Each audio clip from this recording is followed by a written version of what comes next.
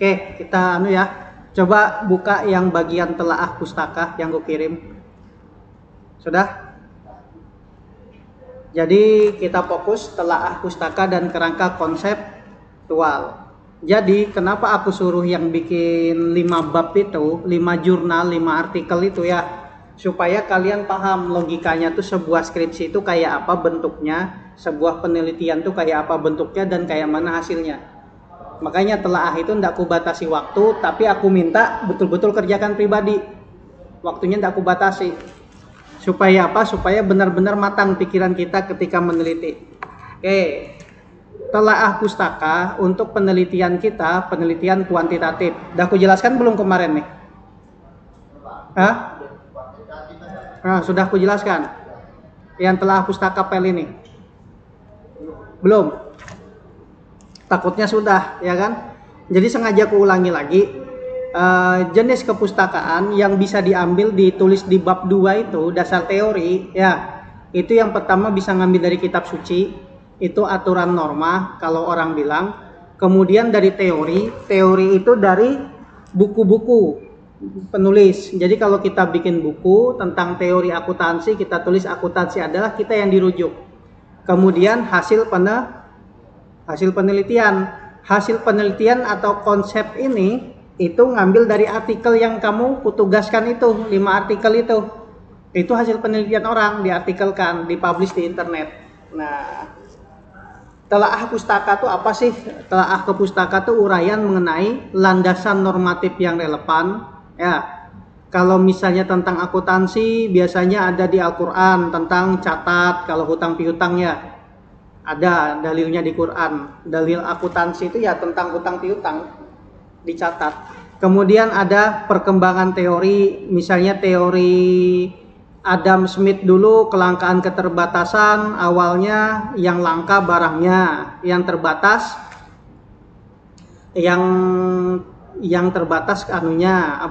barangnya ya.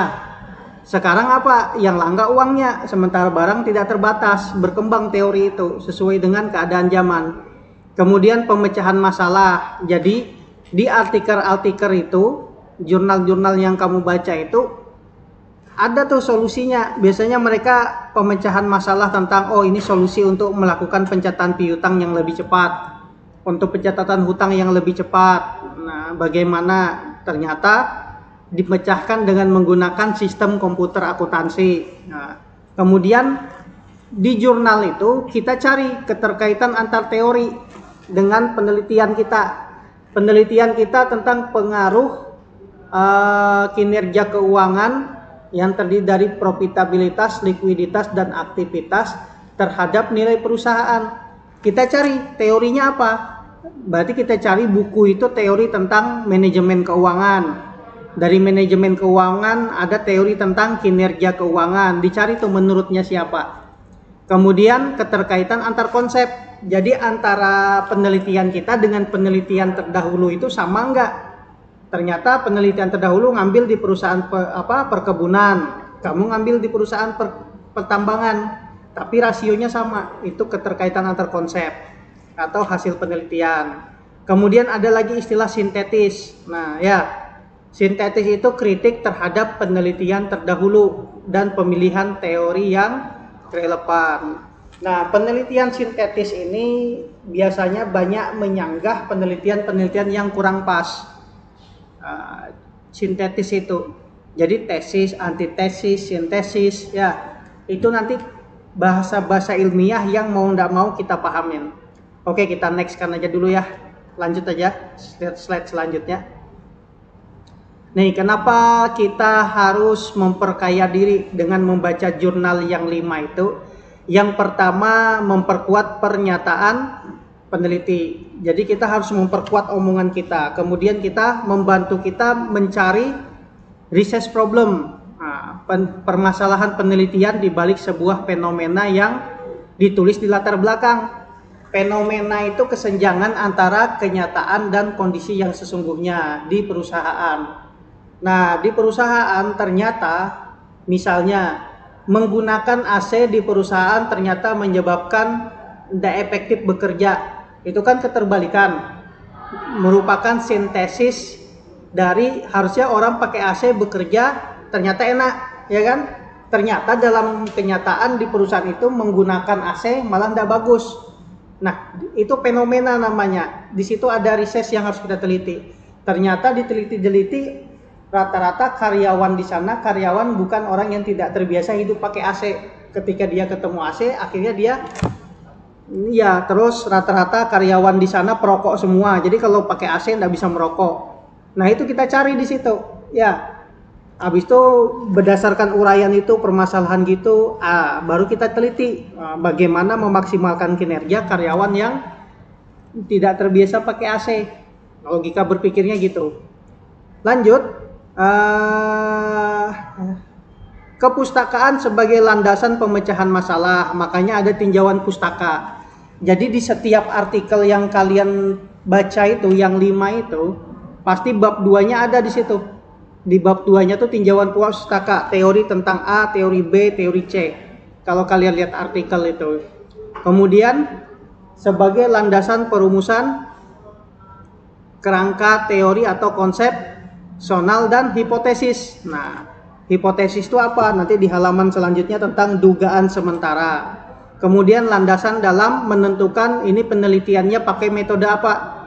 Kalau rasio keuangan pakai SPSS kah, pakai alat statistik kah, atau kalau akuntansi biaya kah, pakai rumus BEP kah, ya pakai rumus akuntansi biaya yang biaya variabel kah, atau biaya full costing kah, itu metode penelitiannya. Kemudian menjadi kerangka berpikir di dalam meninterpretasi hasil dan pembahasan.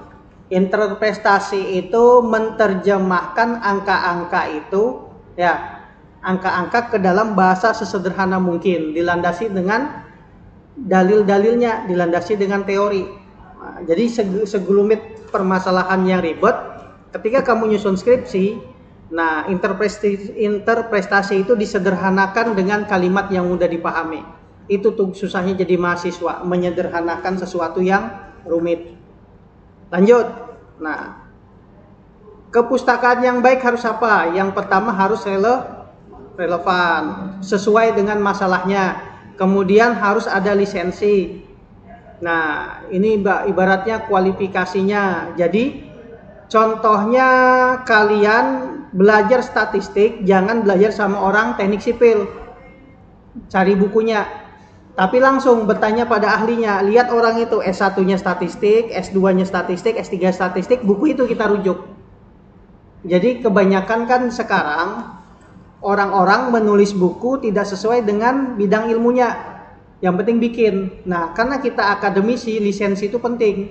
Latar belakang penulisnya apa, S1, S2-nya statistik. Nah, itu yang kita kutip, jadikan rujukan utama. Ibaratnya kamu bertanya pada ahlinya. Kemudian ada resensi atau mutakhir. Artinya terbitan terbaru. Jadi ketika kamu nyusun skripsi nanti, biasanya 10 tahun di bawah tahun penulisan. Kamu tahun 2025 atau 2024 kamu nyusun yang namanya skripsi. Otomatis 10 tahun di bawah 2024, 2014 itu rujukan minimalnya. Cari bukunya, cari penelitiannya. Oke, lanjut ya. Nih, kalau definisi framework teoritis, kerangka konsep, ya. Theoretical framework adalah sebuah konsep, nah, dari satu teori yang sangat logikal, ya, untuk menghubungkan antara beberapa faktor yang teridentifikasi dan sangat penting dalam sebuah masalah. Oke, kita lanjutkan aja dulu. Nah, kerangka teoritis maksudnya di bab 2 itu harus relevan. Nah, ini penerjemahan yang tadi lah, kita skip aja ya. Nah, contohnya ini theoretical framework-nya, coba lihat di situ. Contoh kerangka, kelihatan enggak? Itu kalau dibaca pengaruh kompetensi aparat, ya kan? Kemudian dan motivasi terhadap kinerja aparat dengan menggunakan indera keenam atau intuisi sebagai variabel mediasi, itu judulnya. Nah, tuh, namun belum ditemukan teori dan hasil penelitiannya. Jadi sesuatu yang baru nih, intuisi diambil jadi Ibaratnya sesuatu yang nggak bisa diukur gitu. Nah, indra keenam itu, ya kan?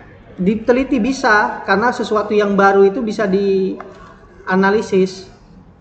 Tuh. Oke, kita lihat di situ. Lanjut di halaman selanjutnya. Apa itu halaman selanjutnya, Tentar? Tuh. Hipotesis. Apa pengertian hipotesis tuh?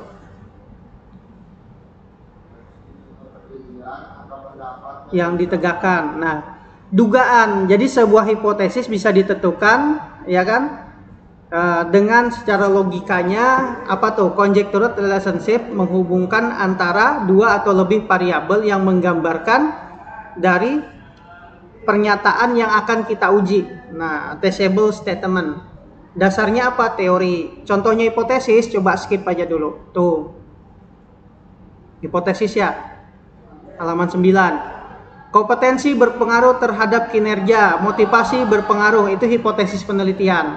Makanya nanti kamu ketemu kalimat kayak gitu, itu namanya hipotesis ketika membaca jurnal. Ya. Pokoknya ini lebih fokus aku ngarahkan supaya kayak mana baca jurnal tapi ada poin pentingnya. Oke, dikit lagi. 13 slide aja lagi. Hipotesis operasional. Nah, ada nanti kamu lihat namanya HO dengan H1. Kalau HO tidak berpengaruh, kalau H1 berpengaruh. Kemudian untuk ini, motivasi tidak berpengaruh terhadap kinerja. Yang kedua, motivasi berpengaruh. Ada juga hipotesis statistik. Nanti kamu juga lihat di jurnal-jurnal, di artikel ilmiah, HO titik 2 beta sama dengan 0, itu statistik. Dan kita nggak pakai itu, kita pakai yang biasanya yang nomor 1, hipotesis penelitian. Karena yang ini untuk biasanya orang-orang MIPA atau perguruan tinggi lain. Oke, lanjut ya. Nih, arah hubungan sebuah hipotesis, ada hipotesis minor, ada hipotesis mayor. Kalau minor lebih fokus antar variabel, kalau mayor lebih fokus antar konsep penelitian. Nah, kalau yang minor, contohnya kompetensi berpengaruh terhadap kinerja. Kinerja itu kan variabel, kompetensi variabel. Tapi yang konsep gimana? Budaya organisasi berpengaruh terhadap organizational citizenship behavior. Budaya organisasi secara konsep berpengaruh terhadap citizenship itu apa itu? Sebuah citizen, behavior secara keseluruhan dalam satu lingkungan kayak kelompok besar gitu. Nah, dan itu konsep itu masih belum fokus apa isinya. Nah, kalau budaya organisasi kan, di dalam budaya organisasi itu ada kompetensi, ada motivasi, itu kan dalamnya. Kalau yang motivasi lebih fokus isinya. Oke, lanjut. Ini ketika bubuhan mengerjakan tugas pasti paham. Ini teorinya masih masalahnya. Jadi paham tidak paham jalani aja dulu. Kemudian arah hubungannya. Nah, tidak punya arah hubungan. Yang satunya berhubungan. Yang tidak ada arah hubungannya, kompetensi berpengaruh terhadap kinerja. Motivasi berpengaruh terhadap kinerja aparat. Tapi kalau yang berhubungan, direksional, kompetensi berpengaruh positif. Ya. Jadi kalimatnya ada kalimat positifnya. Ya, terus semakin tinggi motivasi kerja, maka kinerja semakin baik. Nah, itu hipotesisnya. Ada nilai, ada ukurannya, tinggi dengan rendah, plus atau positif atau negatif.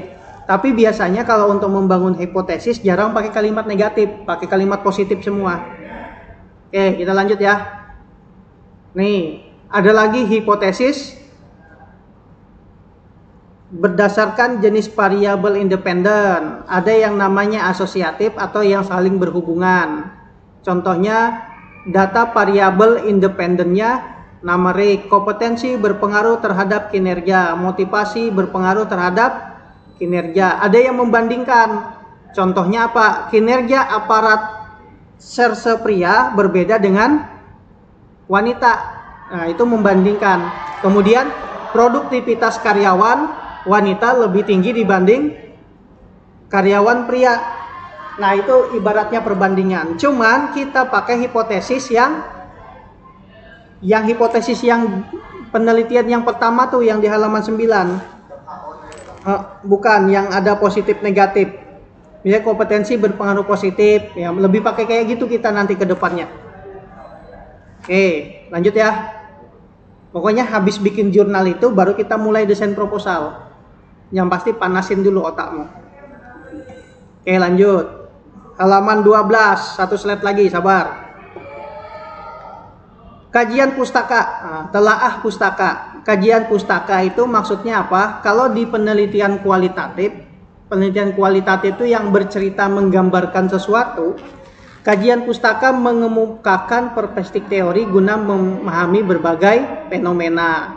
Perspektif digunakan menghindari pemahaman mencari jawaban atas fokus. Nah, kemudian dari motif suatu penelitian dapat diungkapkan motif teoritisnya. Setiap penelitian kualitatif cenderung menjadi setengah filsuf sebab bergerak di khasanah abstrak, juga mengembangkan ontologi epistemologi dalam paradigmanya.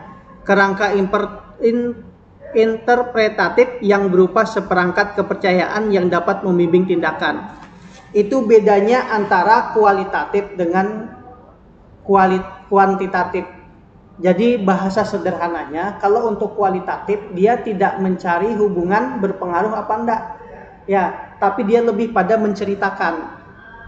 Contohnya kualitatif itu kayak kalian, pembagian jenis nafsu diri manusia. Nafsu itu terbagi menjadi 7, katanya. Iya, lebih teori gitu. Nafsu dibagi 7. Ada 5 nafsu yang bagus, 5 nafsu yang harus 2 nafsu harus dikendalikan. 5 nafsu yang bagus, nanti dalil Qur'annya apa? Ya ayyuhal mutmainnah, wahai jiwa yang tenang. Jadi nafsu mutmainnah, ya kan? Habis itu nafsu sufiyah, kamilah, rodiyah, itu diceritakan. Terus lagi dibagi lagi nafsu yang batil, bukan batil sih, yang harus dikendalikan. Nafsu amarah, habis itu perasaan bersalah, namanya nafsu lawamah. Itu bercerita kualitatif kayak gitu. Kayak orang ceramah. Nah, orang ceramah itu termasuk kualitatif. Dia mencari bahan bercerita. Habis itu dia merenung di masyarakat, ternyata masyarakat ini rata-rata emosian. Karena dari apa? Diteliti apa? Ternyata pola makanannya makanan yang bikin emosi, naik tensinya, daging-dagingan, ya kan? Nah, itu dilihat kayak gitu. Kita kualitatif apa ya? Teman-temanmu kualitatif sedikit yang makai. Kalau di UNU ini kebanyakan kuantitatif. Oke, habis sudah satu slide. Oke, coba kita telaah satu jurnal. Kita coba telaah satu jurnal dulu ya. Kita memanfaatkan waktu. Nih mana yang lain nih? Konita ini siapa nih? Kawan sekelasmu? Mana manusianya? Kelas-kelasmu nih aktif enggak anunya? Biasanya online semua kah dosennya? Offline. Susah benar anunya, ngumpulnya. Aku download satu jurnal dulu baru kita bahas ya. Download satu artikel. Kalau jurnal itu kumpulan artikel, kita download satu dulu. Sebentar. Ini semua jurnal itu berbahasa Inggris masalahnya. Coba aku download dulu satu PDF-nya, baru kita bagikan ke grup. Kita download satu, bagikan ke grup.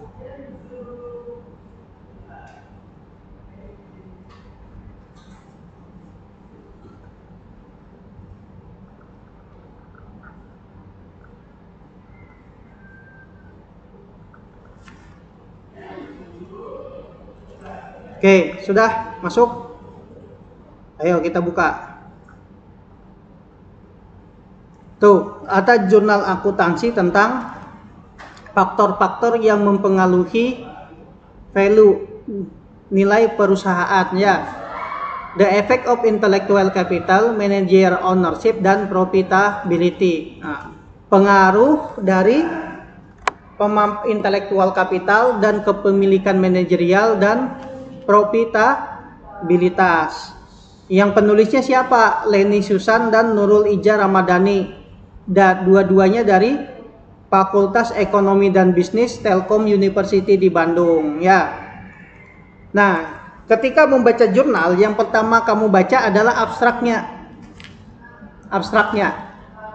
Abstraknya itu kan tuh lihat, makanya ini penting bahasa Inggris nih. Bahasa Inggris itu bukan lagi sesuatu yang harus kamu hindari, mau nggak mau harus kamu pahami. Ya, nih lihat abstraknya tuh. Nilai perusahaan adalah salah satu komponen utama di sebuah perusahaan untuk mengambil keputusan yang berhubungan dengan kinerja keuangan. Nah, di studi X-Times, penelitian ini menguji secara simultan dan secara parsial pengaruh dari intelektual kapital, kepemilikan manajerial, dan profitabilitas terhadap nilai perusahaan. Nah, sampel dalam penelitian ini atau this investigation adalah non-cyclical consumer companion sector. Ya, apa tuh non-cyclical tuh? Nah, kalau kita kagak ngerti semuanya ya, ingat manfaatkan Google Translate. Nah, ini di blog, pindahkan ke Google Translate. Nah, atau sudah, itu abstraknya ada bahasa Indonesianya enggak? Ada kan di bawahnya? Nah, pakai kayak gitu. Nah, stempel studi ini ada perusahaan sektor konsumsi non siklus yang tercatat di Bursa Efek dari 2018 sampai 2021. Teknik dalam pengumpulan sampel ini digunakan adalah purposive sampling. Hingga terkumpul 76 sampel dari 23 perusahaan sektor konsumsi non-siklis. Nah, teknik analisis yang diaplikasikan adalah regresi data panel dianalisis dengan aplikasi Epius. Jadi itu softwarenya Epius dia. Kemudian hasil penelitian membuktikan bahwa modal intelektual, kepemilikan manajerial, dan profitabilitas secara simultan, secara bersama-sama, dan secara parsial tersendiri memiliki pengaruh terhadap nilai perusahaan. Hal ini menyiratkan bahwa perusahaan memerlukan pengendalian yang baik berdasarkan faktor yang dapat mempengaruhi nilai dari perusahaan. Maka dari itu penelitian ini berimplikasi pada memaksimalkan nilai perusahaan pada perusahaan di sektor konsumen non, apa sih artinya non-cyclical tuh? Kita coba cari di internet. Non-cycle. Konsumen non-cycle apa itu? Tuh. Kita lihat. Kita cari artinya non-cycle sebentar.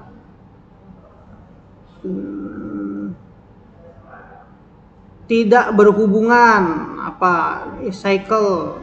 Kita lihat. Di bahasanya tidak berhubungan.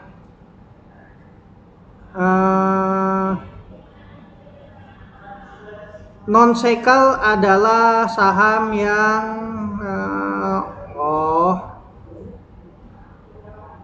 ini aja kita cari di nih ada non-cycle ini di Google ini aku cari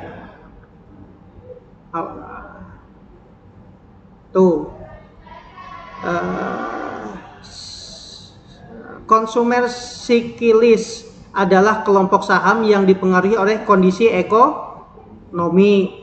Jadi konsumen non-siklis adalah konsumen yang tidak dipengaruhi oleh kondisi ekonomi atau siklus bisnis perusahaan. Itu maksudnya. Nah, di sini adalah lagi sahamnya. Sektor siklis bergantung pada perkembangan ekonomi makro. Saham sektor non-siklis masih mampu tumbuh bahkan saat ekonomi melambat. Jadi di sini nilai perusahaan sektor konsumen yang tidak peduli, pokoknya terus saja dia belanja walaupun duit sama ekonominya naik turun. Apa kondisi ekonominya lagi kacau, tetap aja dia belanja, enggak pengaruh. Nah, ini penelitiannya, introduction-nya, ini latar belakangnya ya. Latar belakang penelitian tuh introduction. Terus coba lihat di situ tabel 1 non-cyclical consumer industry sektor.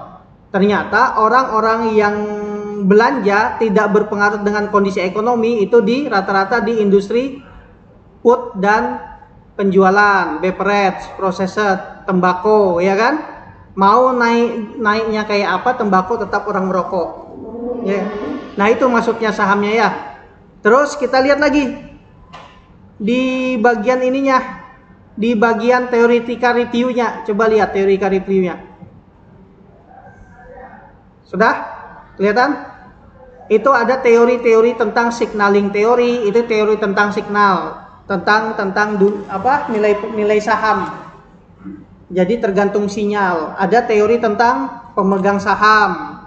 Nah, terus teori tentang resource based theory. Nah, teori yang menginvestigasi kemampuan dari sebuah entitas untuk exploit, memaksimalkan potensialnya dalam memaksimalkan apa-apa yang dimilikinya untuk membangun keunggulan bersaing. Resource based theory. Nah, teori-teorinya itu dikumpulkan, kemudian ada H1, hipotesis satunya. Hipotesis satu yang di halaman selanjutnya itu intellectual capital, manager openness, dan profitabilitas secara bersama-sama mempengaruhi harga saham. Nggak ada positif negatifnya kan? Nah, kita modelnya kayak gini kalau penelitian kita. Yang kedua tentang intellectual capital secara parsial. Yang satu-satu, intellectual capital adalah sebuah crucial company value because related is ability to carry out business process. Pokoknya buka di Google Translate ya, harus pakai laptop. Hipotesis duanya apa? Intellectual capital mempunyai hubungan signifikan dan positif. Kemudian managerial ownership-nya bagaimana? Nah, kita lihat di situ. Kita lanjut lagi hasilnya bagaimana? H1, H2, 3, dia sampai 4 hipotesis terbentuk dalam kerangka pikir. Tuh, sudah lihat kerangka pikir gambarnya di halaman selanjutnya? Kelihatan? Intellectual capital digambarkan dengan persegi kotak ya. Kemudian profitability terhadap nilai perusahaan. Kemudian ada garis putus-putus, itu pengaruh secara bersama-sama. Dan itu mewakili setiap hipotesis. Kalau kalian mau tahu. Lanjut. Nah, metodologinya gimana? Tuh, metodenya. Nah, berdasarkan tujuan penelitian, ya kan? Nah, penelitian ini kausal ya, untuk mendeterminasikan sebab dan akibat antara hubungan variabel independen dan dependen. Nah, in her book, dalam bukunya Ratna et al. Menjelaskan bahwa penelitian sebab, penelitian casual research. Nah ini bercerita, kita skip aja dulu bahasa Inggrisnya biar kamu coba memahami nanti. Itu didefinisikanlah variabelnya. Definisi operasional itu lebih pada variabel intellectual capital itu rumusnya apa sih? Itu rumusnya ya. Kemudian variabel manager ownership rumusnya apa sih? Tuh, sama dengan total saham yang dimiliki manajerial dibagi jumlah saham yang beredar dikali 100%. Itu rumusnya. Kemudian profitabilitas menggunakan rasio return on asset, di mana di situ net profit laba bersih dibagi total aset. Kemudian nilai perusahaan menggunakan rumus Tobin-Key. Tuh. Nah, ya kayak gini dikumpulkan, baru masuk lagi populasi sampelnya. Populasi sampel itu tadi kan jumlah perusahaannya ada 72 perusahaan ya. Kita ambil, tadi diceritakan sampling in these studies, di populasi sampel tadi menggunakan purposive sampling technique. Purposive sampling itu populasi yang dengan kriteria tertentu. Nah, yang ditentukan oleh kita peneliti. Contohnya yang pertama, jumlah perusahaannya dari 2018 sampai 22 itu ada 72. Ya. Kemudian jumlah perusahaan yang teridentifikasikan di listing board selama periode 26 ya, berkurang. Kemudian perusahaan yang selalu konsisten mempublikasikan laporan keuangannya ada 0. Kemudian perusahaan yang that do not profit, yang tidak profit itu provider memberi data penelitian yang dibutuhkan ternyata 23. Setelah diteliti ya, didapat jumlah datanya 24. 4 dari 72 itu dikurang jadi 24. Ya. Kemudian jumlah tahunnya apa? Ada 4 tahun. Otomatis 24 kali 4 jadi 9. Nah, 96 ini kita cari data laporan keuangannya. Dicari, akhirnya diteliti, terkumpullah datanya, baru data analisisnya ya. Kita lihat di sini hasilnya, outlinernya, deskriptifnya. Kemudian lihat hasilnya apa. Tuh, lihat data-datanya, statistiknya ya. Dan ini yang mau kita pelajarin nanti ke depannya. Ke depannya ketika nyusun skripsi. Kalau dia pakai views, kalau bisa juga diselesaikan pakai SPSS. Jadi ada software sendiri, ada software views, software berdiri sendiri, ada pakai Excel, Microsoft Excel bisa juga pakai SPSS, bisa juga pakai software SAM, PLS, Smart PLS. Jadi banyak software untuk menghasilkan angka-angka ini. Nah, baru di situ pembahasannya, di discussion itu ada pembahasannya. Nah, didiskusikan pembahasannya. Jadi ya artikel kayak gini, coba kalian, makanya aku minta 5. Nah, sekarang coba dicicil, bisa nggak ngerjakan? Aku kasih waktu, yang belum selesai kan? Nah, kalau memang bingung, cari artikel akuntansi yang berbahasa Indonesia aja kalian cari. Di luar ini ya. Artikel 5 berbahasa Indonesia atau bahasa Inggris, baru kalian telaah. Telaah kan ada modul telaahnya tuh ya. Yang kemarin ku bagikan di grup itu, yang format Word kah apa itu? Ya, yang ini.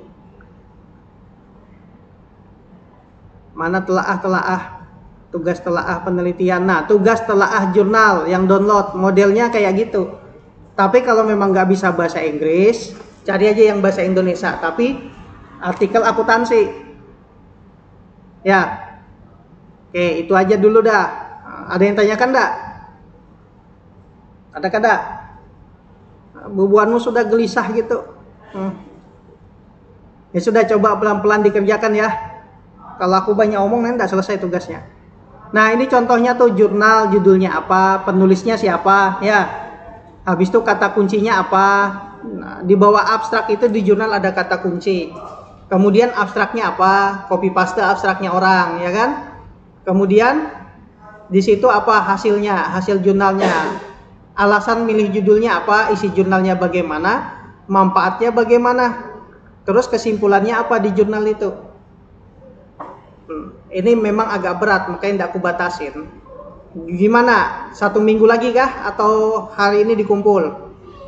Wah, kok ngerti aja belum? Nah, ngerti aja belum, makanya datang lambat. Ini sudah dijelaskan tadi. Oke.